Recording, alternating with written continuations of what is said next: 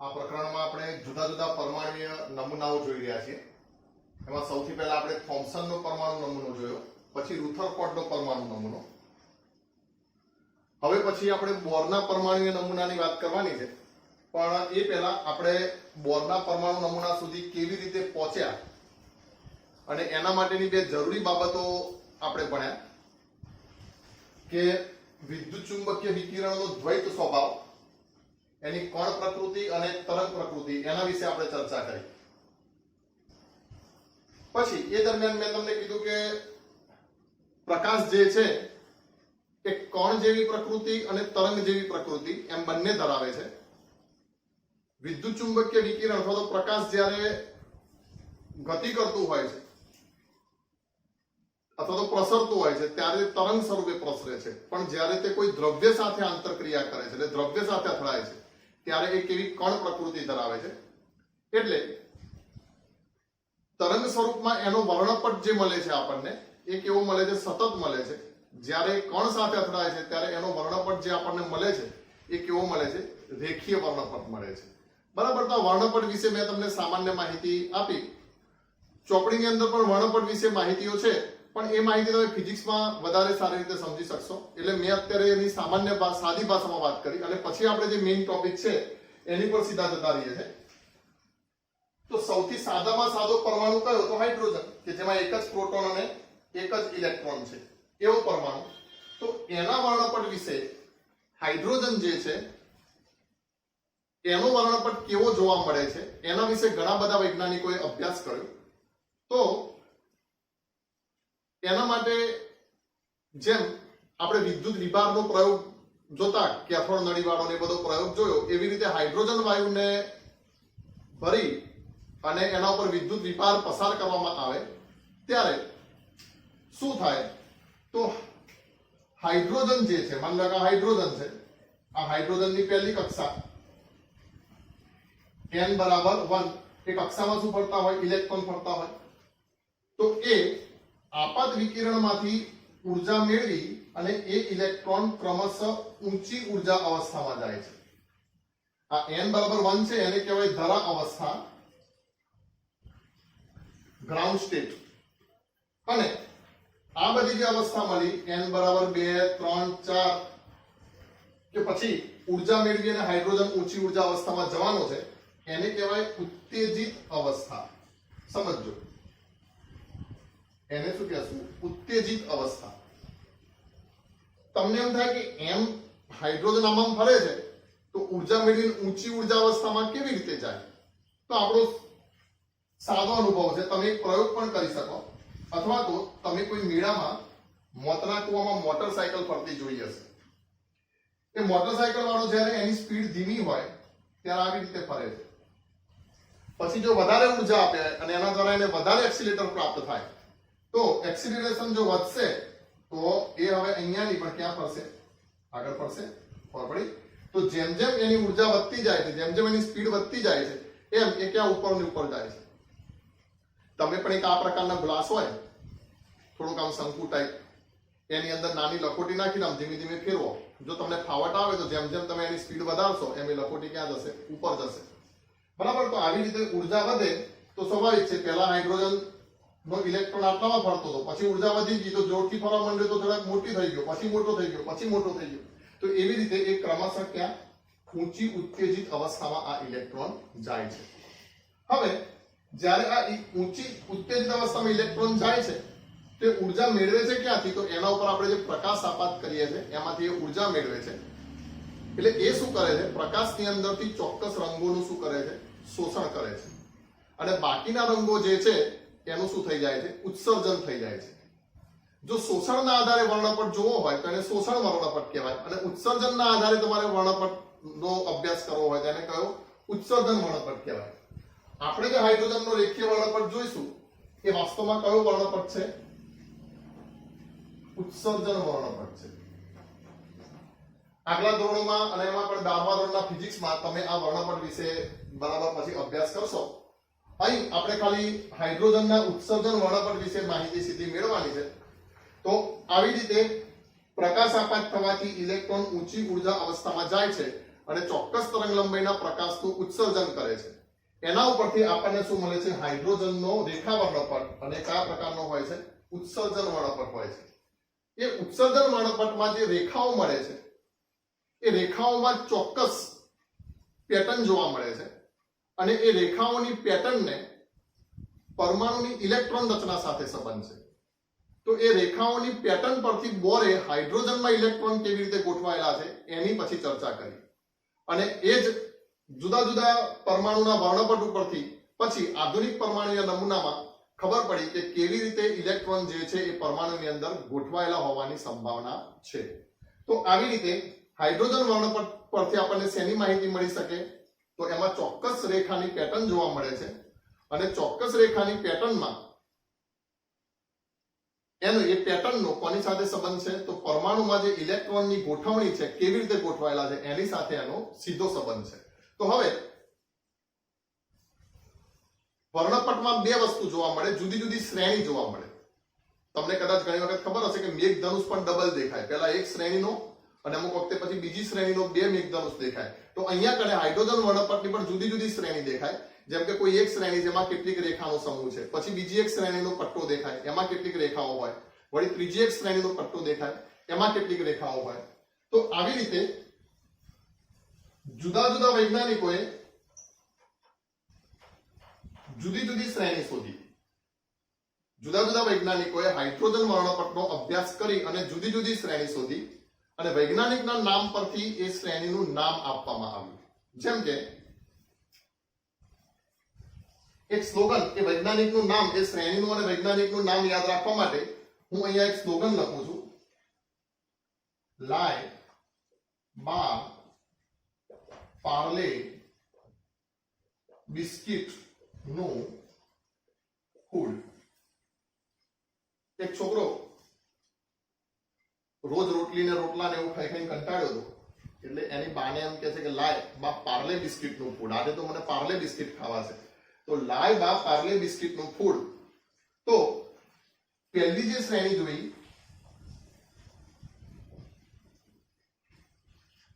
શ્રેણી, એ પહેલી જે શ્રેણી જે છે એને કહેવાય લાયમન શ્રેણી. જે પહેલી શ્રેણી કહેવાય. પછી બીજી જે શ્રેણી મળે છે એને કહેવાય બામર શ્રેણી. પછી ત્રીજી જે શ્રેણી મળે છે એને કહેવાય પાસ્ચન શ્રેણી. ચોથી જે શ્રેણી એને કહેવાય બ્રેકેટ શ્રેણી. અને પાંચમી જે શ્રેણી છે એને કહેવાય કુંડ શ્રેણી. બરાબર? તો આવી રીતે તમે આ શ્રેણી યાદ રાખશો. દરેક શ્રેણી હોય, દરેક શ્રેણીમાં શું હોય? પછી એ શ્રેણીની પર્ટિક્યુલર રેખા હોય. જેમ કે લાયમન શ્રેણી, તો લાયમન શ્રેણી પહેલી કહેવાય, એ લાયમન શ્રેણીમાં અમુક રેખા હશે. એ જ રીતે બામર શ્રેણી તો બીજી કહેવાય. તો આવી રીતે હવે તમે સમજો. અહીંયા હું ભાગ પાડું છું. શ્રેણી, પછી એ શ્રેણીનું શ્રેણી પદ, પછી રેખા પદ. એ શ્રેણીના હું પદ લખું છું. એ શ્રેણીનું શ્રેણી પદ અને રેખા પદ. હવે ધ્યાન રાખજો, શ્રેણી કઈ કઈ હતી? તો એક તો લાયમન, બામર, પાસ્ચન, બ્રેકેટ અને પ્રુન. એમ તો આના પછી પણ બધા વૈજ્ઞાનિકો હતા, જેમ કે હમ્ફ્રી, એને પણ શ્રેણી શોધી. પણ આપણે આટલી શ્રેણી વિશે વાત કરીશું, લાયમન, બામર, પાસ્ચન, બ્રેકેટ અને પ્રુન. તો જુઓ, આ શ્રેણી પદ જે છે એને આપણે દર્શાવીશું NI વડે, અને રેખાપદ જે છે એને આપણે દર્શાવીશું NF વડે. આજે હું કહું છું ને બરાબર ધ્યાન રાખી લેજો, કારણ કે બુકની અંદર એટલી બધી ડિટેલમાં માહિતી નથી. દાખલા ગણવા એ આપણો હેતુ છે.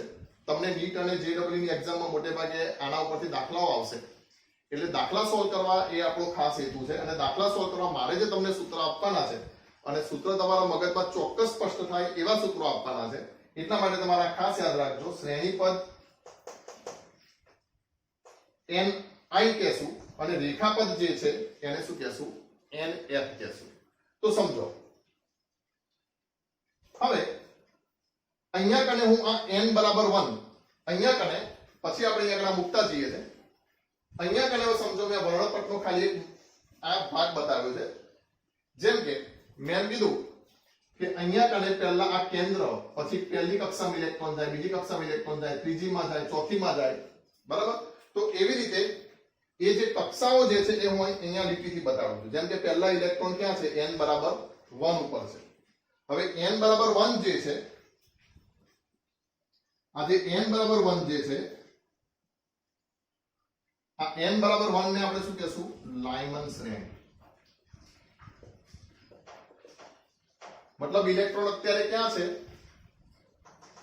તો પહેલી ઊર્જા અવસ્થામાં છે मतलब પહેલી કક્ષામાં ઇલેક્ટ્રોન ફરે છે હવે લાઇમન પછી બીજા નંબરની આપણે લેશું બામર શ્રેણી પાસવન શ્રેણી બ્રેકેટ શ્રેણી અને પ્રુન્ડ શ્રેણી પછી એ રીતે અહીંયા કને બધી ઘણી બધી પછી બધી શ્રેણી હશે તો આ n બરાબર 1 કર્યું આને શું કહી દઉં n બરાબર 2 n બરાબર 3 અહીંયા લખું ચલો n બરાબર 1 n બરાબર 4 n બરાબર 5 આ n બરાબર 6 અને આ ડેશ ડેશ કરીને n બરાબર ઇન્ફિનિટી એમ કે અંતિમ કક્ષા સુધી ઇલેક્ટ્રોન જાય છે એવું આપણે કલ્પીએ તો n બરાબર 1 n બરાબર 2 n બરાબર 3 n બરાબર 4 અને n બરાબર 5 તો જ્યારે ઇલેક્ટ્રોન પહેલી કક્ષામાંથી ઉત્તેજિત થાય છે ત્યારે લાઇમન શ્રેણી મળે છે પછી બીજી કક્ષામાંથી ઉત્તેજિત થાય છે ત્યારે બામર શ્રેણી મળે છે ત્રીજી કક્ષામાંથી ઉત્તેજિત થાય છે તો લાઇમન બામર પાસવન બ્રેકેટ અને પ્રુન્ડ અને ક્રમશઃ પછી આ રીતે શ્રેણી મળે છે બરાબર હવે ધ્યાન રાખજો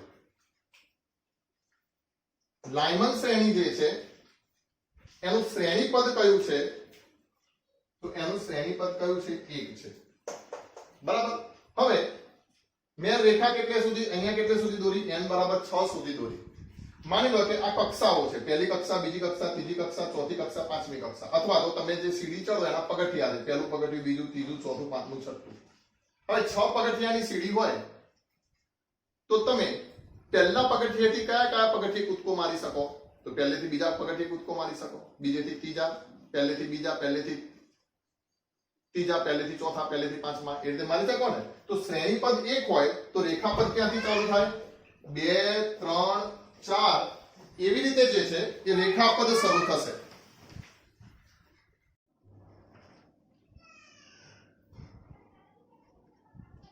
વચ્ચે વચ્ચે અમુક બધા ડિસ્ટર્બન્સ આવી જાય જો ક્યાં આપણે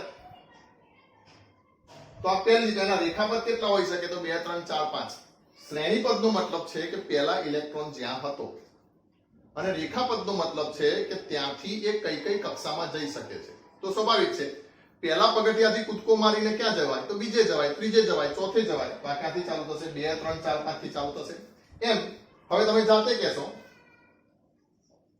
કે બામર માટે શ્રેણીપદ કયું હોય 2 તો રેખાપદ કયા કયા હોઈ શકે 3 4 5 એમ ઇન્ફાઇનાઇટ સુધી હોઈ શકે પછી એ જ રીતે પાસવન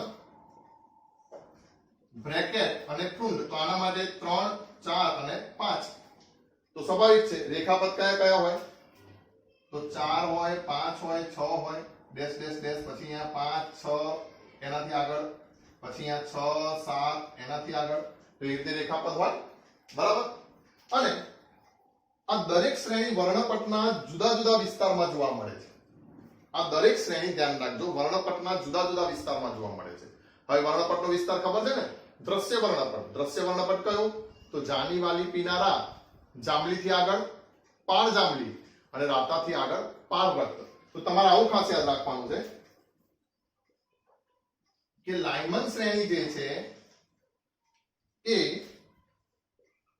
પાળ જાંબલી વિસ્તારમાં મળે છે આ ખાસ નોંધી રાખજો એમસીક્યુ માટે પછી સૌથી વધારે તમારે યાદ રાખવાનું છે દાખલા ખાસ કરીને આના આવશે બામર શ્રેણી જે છે એ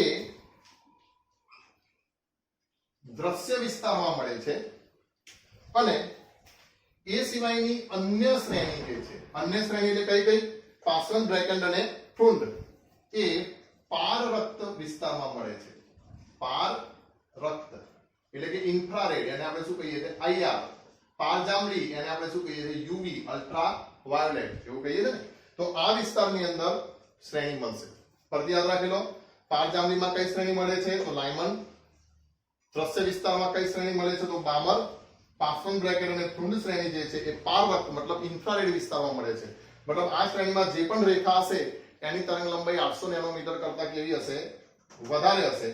જ્યારે બામણ શ્રેણીમાં 400 થી 800 નેનોમીટર સુધી અને લાયમન શ્રેણી જે હશે એ પાર જાંબલી એટલે 400 નેનોમીટર કરતા એની તરંગ લંબાઈ કેવી હશે? ઓછી હશે. તો હવે જુઓ કેવી રીતે અહીંયા કને આપણને રેખા મળે છે. તો જુઓ આપણે આમ તો જેટલા પગથિયા લેવા હોય એટલા લઈ શકીએ, પણ અહીંયા આપણે ટોટલ કેટલા પગથિયા લઈએ છીએ? 6 લઈએ છીએ. તો હવે હું આ રીતે લખીશ, જેમ કે બીજા પગથિયેથી પહેલા પગથિયે પાછો ઇલેક્ટ્રોન આવે તો આ પહેલી રેખા થઈ. પછી એ જ રીતે અહીંથી પણ આવી શકે છે તો આ બીજી રેખા થઈ. પછી અહીંથી પણ આવી શકે છે તો આ ત્રીજી રેખા થઈ. અને પછી અહીંથી પણ આવી શકે છે તો આ ચોથી રેખા થઈ. અને અહીંથી પણ આવી શકે છે તો કઈ રેખા થઈ? 5 રેખા થઈ. તો ટોટલ મેં અહીંયા કેટલી રેખા લખી? લાયમન શ્રેણીમાં ટોટલ કેટલી રેખા છે? 1 2 3 4 અને 5. એ જ રીતે હવે બામણ શ્રેણી, તો બામણ શ્રેણી ક્યાંથી ક્યાં આવી શકે? તો જુઓ બામણ મતલબ અહીંયાથી આવી શકે તો પહેલી રેખા થઈ. એ જ રીતે અહીંયાથી આવી શકે તો આ બીજી રેખા થઈ. એ જ રીતે અહીંયાથી આવી શકે તો આ ત્રીજી રેખા થઈ. એ જ રીતે અહીંયાથી આવી શકે તો ચોથી રેખા થઈ.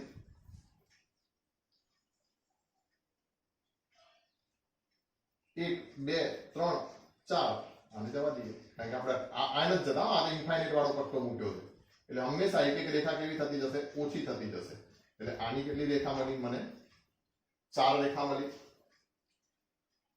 એ જ રીતે હવે સ્વાભાવિક છે પાસવન શ્રેણીની કેટલી? 1 2 3 રેખા મળશે. તો જુઓ પાસવન શ્રેણી તો એક અહીંયા કને આવી શકે 1 2 અને આ 3 એટલે 1 2 ને કેટલી? 3 રેખા મળી. એ જ રીતે બ્રેકેટ શ્રેણી આમ તો બુકમાં અત્યાર સુધી જ આપ્યું, પછી તો તમે સમજી જ ગયા પણ છતાં આપણે બધી લખીએ. એ જ રીતે બ્રેકેટ શ્રેણી તો કેટલી? 2 રેખા મળશે. એક અહીંયાથી અને એક અહીંયાથી, 1 અને 2. અને એ જ રીતે ફ્રુન્ડ શ્રેણી, તો ફ્રુન્ડ શ્રેણીમાં રેખા ક્યાંથી આવી શકે? તો અહીંયાથી આવી શકે. બરાબર, એટલે 1. ખ્યાલ આવે છે ને? તો આવી રીતે આ તો હાઇડ્રોજન વર્ણપટ. જુદી જુદી પ્રકારની શ્રેણી જોવા મળી, એમાં આ પ્રકારે રેખાઓની પેટર્ન જોવા મળી. તો આજે જુદા જુદા પ્રકારની શ્રેણીમાં રેખાઓની પેટર્ન મળી એ જે વૈજ્ઞાનિકોએ શોધી, જેમ કે આટલી પેટર્ન જે શોધી તે કોને શોધી હતી? લાયમને. તો એક પ્રથમ શ્રેણી લાયમન, પછી એ રીતે બામર, પાસવન, બ્રેકેટ અને ફ્રુન્ડ એ નામના વૈજ્ઞાનિકોએ આ શ્રેણી શોધી. અને આ શ્રેણીમાંથી પછી હાઇડ્રોજનમાં ઇલેક્ટ્રોન કેવી રીતે ગોઠવાયેલા છે એ બાબતની માહિતી મળી. અને આ શ્રેણીના જે તારણો હતા, આ બધી શ્રેણીના તારણો, એ તારણો પછી હાઇડ્રોજન નમૂના ઉપર હાઇડ્રોજન પરમાણુને સમજવા માટે બોરે એપ્લાય કર્યા અને એના ઉપરથી પછી શું આવ્યું? બોરનો પરમાણુ નમૂનો. બરાબર, તો આ છે હાઇડ્રોજનનો ઉત્સર્જન વર્ણપટ. હવે સમજો આમાંથી તમને પ્રશ્ન કઈ રીતે પૂછાય? આમાંથી પ્રશ્ન કઈ રીતે પૂછી શકાય? તો આવી રીતે પૂછે. અહીંયા હું ખાલી પ્રશ્ન માટે અહીંયા ખાલી બોક્સ બનાવી દઉં છું કારણ કે જગ્યા ઓછી છે ને એટલે. આમાં એમ પૂછે કે લાયમન શ્રેણીની બીજી રેખાનું સંક્રમણ જણાવો. એમસીક્યુ માં કે થિયરીમાં 1 માર્કનો પ્રશ્ન કહીએ તો કેવી રીતે પૂછે? લાયમન શ્રેણીની બીજી રેખાનું સંક્રમણ જણાવો. તો તમારે જોવાનું લાયમન શ્રેણી એટલે શ્રેણીપદ કયું છે? 1. તો n1 પણ એ સંક્રમણ થશે ક્યાંથી? ઉપર જઈને પાછો ઇલેક્ટ્રોન પાછો આવશે તો આપણે પાછા આવશે એ વાત કરવાની છે. બરાબર, જો પ્રકાશનું શોષણ કરે તો ઇલેક્ટ્રોન ઉપર જાય, એને કહેવાય શોષણ વર્ણપટ. અને ઉપરથી ઇલેક્ટ્રોન પાછો આવે, નીચેથી ઉપર જાય એટલે ઉર્જાનું શું થાય? શોષણ થાય. અને ઇલેક્ટ્રોન પાછો આવે એટલે એને ઉર્જા શું કરે? આપણને પાછી આપે. દાખલા તરીકે હું તમને એમ કહું કે આ પેન છે, તો અહીંયા પેનને હું ધક્કો મારું છું, તો મેં જેટલું બળ લગાડ્યું છે ગુરુત્વાકર્ષણની વિરુદ્ધ પેન ઉપર જવાની, તો જેમ પેન ઉપર જાય છે બળની વિરુદ્ધ ગતિ કરે છે, એમાં શું કરે છે? ઉર્જાનું શોષણ કરે છે. અને જેવી પેન નીચે આવશે તો મને ઉર્જા પાછી મળશે. હમણાં ઉપરથી આમ છોડું કોકના માથા ઉપર તો પેન લાગે, કેમ? કારણ કે ઉર્જા છે. ખ્યાલ આવે છે ને? સ્થિતિ ઉર્જામાં તમે આ બધું ભણેલા જ છો 9મા ધોરણની અંદર, કે સ્થિતિ ઉર્જા, ગતિ ઉર્જા, એ બધાની અંદર. તો ઉર્જાનું રૂપાંતરણ એ રીતે થાય. તો આવી રીતે જ્યારે પ્રકાશને શોષી અને ઇલેક્ટ્રોન ઉત્તેજિત અવસ્થામાં જાય એટલે ઉર્જાનું શું કરે? શોષણ કરે. એ ઉર્જાનું શોષણ કરે એટલે એ રંગ એને શોષી લીધો અને પછી ફરીથી પાછો નીચે આવે એટલે જે શોષેલી ઉર્જા છે એ શું કરે? એ પાછી ફેંકી દે. તો આવી રીતે અહીંયા સંક્રમણ, બીજી રેખાનું સંક્રમણ કર્યું. તો હવે સમજો, પહેલી અને બીજી. તો બીજી રેખા ક્યાંથી આવે છે? તો N3 થી આવે છે ને. તો બીજી રેખાનું સંક્રમણ કયું થશે? N3 થી N1. બરાબર.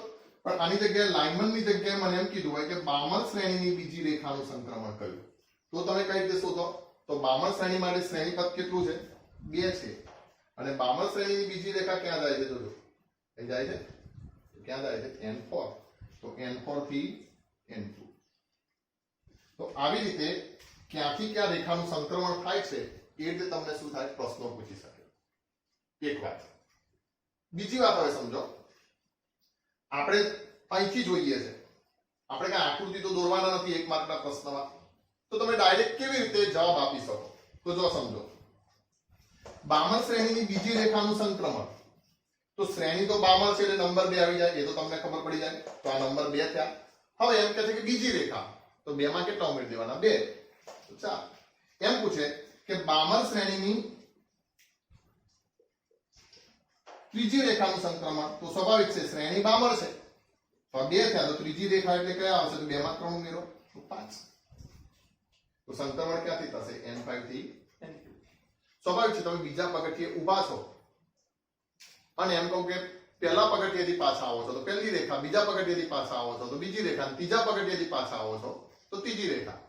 તો 2 પગથિયા તો છો જ અને પાછા 3 પગથિયા ચડો છો એટલે કેટલું થઈ જવાનું? 5 થઈ જવાનું ને.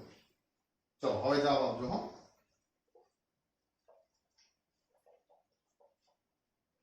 જાતે જ તમે કહેશો લાઇમન શ્રેણીની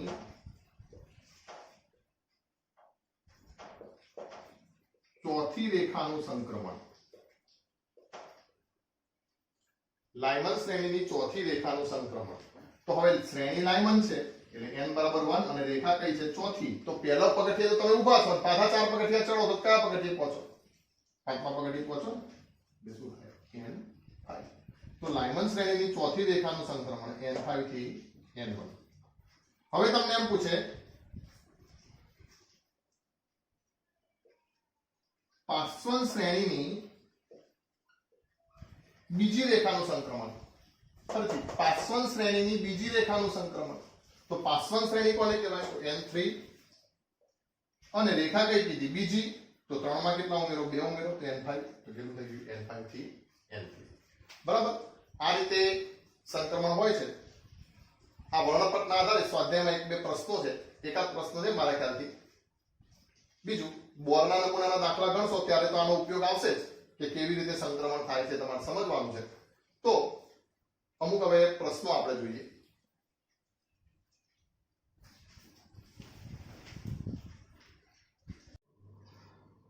જો હવે અમુક પ્રકારના દાખલા આપણે જોઈએ. આમ તો જો કે નાના પ્રશ્નો, આના પ્રશ્નો જે પૂછાશે ને હાઇડ્રોજન વર્ણપટના, એ વર્ણપટને લગતા પ્રશ્ન આપણને બોરના નમૂના સાથે સંલગ્ન કરીને પૂછાશે. પણ છતાંય 1-2 ટાઈપ અહીંયા પ્રશ્નની બને છે.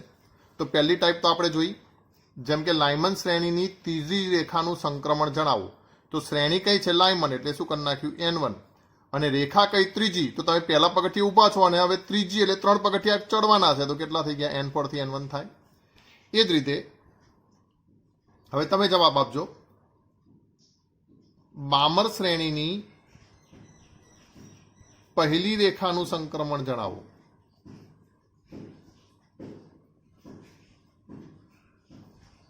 તો બોલો શું થશે? શ્રેણી કઈ? બામર એટલે કયું? n2. અને સંક્રમણ કયું? તો પહેલી રેખા એટલે n3. બરાબર. હવે સમજો કે હાઇડ્રોજન વર્ણપટમાં જે જુદી જુદી રેખાઓ છેકથી આવે છે એ બધા જ જગ્યાએની સંભાવના હોય છે. દરેક પગથિયે કૂદકા મારતી આવે છે. તો આ રીતનો પ્રશ્ન પણ તમને પૂછાઈ શકે કે જ્યારે હાઇડ્રોજન પરમાણુમાં ઇલેક્ટ્રોન n બરાબર 4 થી n બરાબર 1 અવસ્થામાં કૂદકો લગાવે ત્યારે કેટલી વર્ણપટ રેખાઓ ઉત્સર્જિત થાય? સમજો શું કહે છે? n બરાબર 4 થી n બરાબર 1 અવસ્થામાં કૂદકો લગાવે ત્યારે કેટલી વર્ણપટ રેખાઓ ઉત્સર્જિત થાય? હવે કુલ વર્ણપટ રેખાઓ પૂછી છે એટલે કૂદકો કયો કીધો છે? સંક્રમણ અથવા તો કૂદકો. શું કીધું છે? n બરાબર 4 થી n બરાબર 1. તો સમજો n બરાબર 4 થી n બરાબર 1 માં કેટલી થાય? n બરાબર 4 થી n બરાબર 3 માં કેટલી જાય? 2 માં કેટલી જાય? 3 માં કેટલી જાય? એ બધી આપણે ગણવી પડે. દાખલા તરીકે હું એમ કહી દઉં કે લાયમન શ્રેણીમાં કેટલી રેખા મળે? તો લાયમન શ્રેણી એટલે n બરાબર 1. તો n બરાબર 4 થી n બરાબર 1 એટલે 4 - 1 એટલે કેટલી રેખા મળે? 3. કેમ 4 - 1 કર્યા? કારણ કે તમે વિચારો, તમે ચોથા પગથિયે ઊભા હો તો તમે એક કૂદકો ક્યાં મારી શકો? ત્રીજા પગથિયે, બીજા પગથિયે અને પહેલા પગથિયે, એટલે 3 થયા. ખબર પડી? પછી બામર શ્રેણી. તો બામર શ્રેણી ક્યાં જાય? n બરાબર 4 થી n બરાબર 2 એટલે 2 એટલે 4 માંથી 2 જાય એટલે કેટલી રેખા થઈ? પાછી 2 રેખા થઈ. એ જ રીતે પાસન શ્રેણીની અંદર રેખા મળશે તો પાછી n બરાબર 4 થી ક્યાં જશે? n બરાબર 3. તો કેટલી રેખા મળશે? 1 રેખા મળશે. હવે સમજો બ્રેકેટ શ્રેણીમાં રેખા મળે? કોઈ તમને એમ પૂછે કે બ્રેકેટ શ્રેણીમાં રેખા મળે? તો ના મળે, અથવા તો 0 રેખા મળે. કેમ? કારણ કે n બરાબર 4 એટલે બ્રેકેટ શ્રેણીમાં તો આપણે છીએ જ, તો ત્યાંથી હવે ઉત્સર્જન થાય છે. તો આપણને રેખાઓ કઈ જગ્યાએ મળશે? લાયમન, બામર અને પાસવન. તો લાયમનમાં કેટલી મળશે? તો 4 માંથી 1 બાદ કરવાનો 3. બામરમાં કેટલી બાદ મળશે? તો 4 માંથી 2 બાદ કરવાના 2. અને પાસવનમાં કેટલી મળશે? તો 1. તો કુલ કેટલી રેખાઓ થઈ? 3 ને 2 5 ને 6 રેખા થઈ. ખબર પડી? એ જ રીતે પ્રશ્ન એમ પૂછે કે n બરાબર 5 થી n બરાબર 1 માં સંક્રમણ દરમિયાન અથવા તો હાઇડ્રોજનનો ઇલેક્ટ્રોન ક્યાંથી ક્યાં કૂદકો મારે? n બરાબર 5 થી n બરાબર 1 માં કૂદકો મારે તો કુલ કેટલી રેખા મળે? તો હવે તો તમને ખબર જ છે. તો હવે તો તમે સીધો સરવાળો કરી નાખો. 5 માંથી 1 ઓછો કરી નાખો એટલે 4 વત્તા 3 વત્તા 2 વત્તા 1 રેખા મળે. એટલે કેટલા કહી દેશો? 4 ને 3 7 ને 2 9 ને 1 10. એટલે કેટલી રેખા કહી દેશો? 10 રેખા મળે. 4 વત્તા 3 વત્તા 2 વત્તા 1 એટલે કુલ કેટલી રેખા મળે? 10 રેખા. બરાબર. હવે ધ્યાન રાખજો, ખાસ તમે અહીંયા કને ધ્યાન રાખજો. તમને એમ પૂછે કે n બરાબર 5, તો n બરાબર 5 એટલે કઈ? તો લાયમન, બામર, પાસવન, બ્રેકેટ અને ફ્રુન્ડ કહેવાય ને. તો ફ્રુન્ડ શ્રેણીમાં રેખા મળે? તો ના મળે. લાયમન શ્રેણીમાં કેટલી રેખા મળે? તો 5 માંથી 1 બાદ કરો એટલે કેટલી રેખા મળે? 4. પછી બામરમાં કેટલી મળે? તો 2 બાદ કરો તો 3. પાસવનમાં કેટલી મળે? તો 2.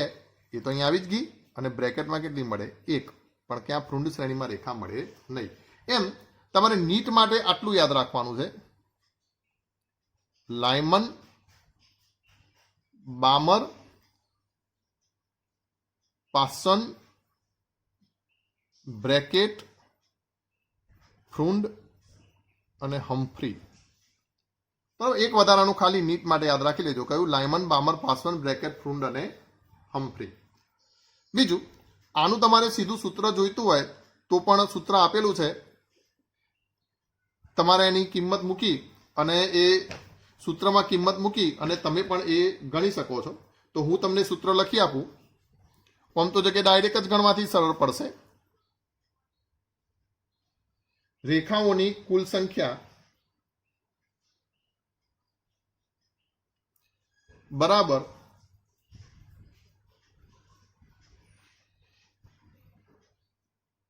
NF માઇનસ NI, ફરતી પાછું NF minus NI plus 1, NF minus NI plus 1 અને પછી છેદમાં કેટલા કરી નાખવાના? 2. બરાબર. આ સૂત્ર તમારે નોંધવું હોય તો નોંધી દેજો. બીજી તમને એક માહિતી આપી દઉં કે માની લો કે તમારામાંથી કોઈ કુમાર પ્રકાશન લાવ્યું હોય તો કુમાર પ્રકાશનમાં જુદી રીતે સૂત્ર આપેલું છે. જે માત્ર બેકી સંખ્યામાં રેખા હોય ને તો જ કામ કરે. એકી સંખ્યામાં રેખા હશે તો કામ કરશે નહીં. આ એકી અને બેકી બંને સંખ્યામાં રેખાઓ હશે અથવા તો બંને પ્રકારની સંક્રમણ હશે તો પણ આ કામ કરશે. બરાબર. એટલે એમાં એ સૂત્ર ખોટું છે. કુમારવાળાએ જનરલી જૂના કોર્સમાંથી બધા મોટાભાગના શબ્દો છાપ્યા છે. 12મા વાળાના ગઈ સાલ જે 12મા વાળાને નપાસ કરે એમાં એ લોકોનો ઘણો હાથ હતો. એટલે ખાસ તમે ધ્યાન રાખજો. એ પ્રકાશન જો વાપરતા હોય તો તમે એના MCQ સોલ્વ કરી શકો. બાકી એની હિન્ટ વિન્ટ જોતા નહીં. બહુ લાંબી લાંબી રીતો ને એવું બધું આપેલું છે. તો રેખાઓની કુલ સંખ્યા NF minus NI, NF minus NI વત્તા 1, 2. જેમ કે આને આપણે ચેક કરીએ. ચલો, n બરાબર 4 માંથી સંક્રમણ. આપણે સંક્રમણને કઈ રીતે દર્શાવીશું? NF થી NI દર્શાવીશું. મતલબ રેખાપથથી શ્રેણીપથ. ફાઇનલમાંથી ઇનિશિયલ, મતલબ ઇલેક્ટ્રોન જ્યાં ગયો તો ફાઇનલી ત્યાં અને ત્યાંથી પાછો જે જગ્યાએ આવ્યો એ શરૂઆતની જગ્યા એટલે ઇનિશિયલ, એટલે ફાઇનલમાંથી ઇનિશિયલ. એવી રીતે આપણે NF થી NI એવી રીતે સંક્રમણ દર્શાવીએ છીએ. જેમ કે મેં અહીંયા કીધું ને કે લાયમન શ્રેણીની ત્રીજી રેખાનું સંક્રમણ તો N4 થી N1. તો N1 શું છે? શ્રેણીપથ છે. ને N4 શું કહેવાય? રેખાપથ કહેવાય. મતલબ ચોથી રેખામાંથી આ જે સંક્રમણ જે છે એ 4 માંથી -1 કરો એટલે કઈ રેખાનું છે? ત્રીજી રેખાનું સંક્રમણ છે. એ ત્રીજી રેખા ક્યાંથી ક્યાં જાય છે? તો 4 થી ક્યાં જાય છે? 1 માં જાય છે. બરાબર. હવે અહીંયા એમ પૂછ્યું છે કે n બરાબર 4 થી n બરાબર 1, મતલબ NF શું છે? 4 છે. તો અહીંયા જો હું કિંમત મૂકું છું આ સૂત્રમાં, આપણે કયું ગણીએ છીએ? n બરાબર 4 થી n બરાબર 1. તો આ 4 - 1 થયું. પછી ફરતી પાછું 4 - 1 વત્તા 1 અને ભાગ્યા કેટલા? 2. તો આ 4 માંથી 1 જાય તો કેટલા થયા? 3. 4 માંથી 1 જાય તો 3 અને 4 અને ભાગ્યા 2. તો 4 તેરી 12 ભાગ્યા 2 એટલે કેટલા થઈ ગયા? 6. તો અહીંયા કને પણ આપણે જોઈ હતી ને કુલ ટોટલ કેટલી રેખા મળશે? 6 રેખા મળશે. બરાબર. તો હવે સ્વાધ્યાયમાંથી હું આવો એક દાખલો છે ચોપડીના, એ હું તમને આપું છું. એ તમારે મને ગણી અને પછી મોકલવાનો. સ્વાધ્યાયનો 2.15 જુઓ. n બરાબર 6 માંથી ધરાવસ્થામાં ઇલેક્ટ્રોન દાખલ થાય ત્યારે ઉત્સર્જિત રેખાઓની મહત્તમ સંખ્યા કેટલી હશે? બરાબર. આ દાખલો તમે મને ગણીને મોકલજો અને તમારો જવાબ મને કહેજો. ઇઝી જ છે, તમને આવડી જશે. સૂત્ર ઓમ યાદ રાખવાની જરૂર નથી. ડાયરેક્ટ જ તમે સરવાળો કરીને રેખા ઝડપથી મેળવી શકશો. પણ છતાંય સૂત્ર યાદ રાખી લેજો. બરાબર. કારણ કે એમ કે ટૂંકમાં n બરાબર n માંથી જ n બરાબર 1 માં રેખા જાય છે. n બરાબર n માંથી 6 ની જગ્યાએ શું કહી દે? n અનંતમાંથી રેખા જાય છે. તો આપણે શું કરી શકીએ? એ સૂત્ર એ રેખાની સંખ્યા બનશે. ખબર પડી?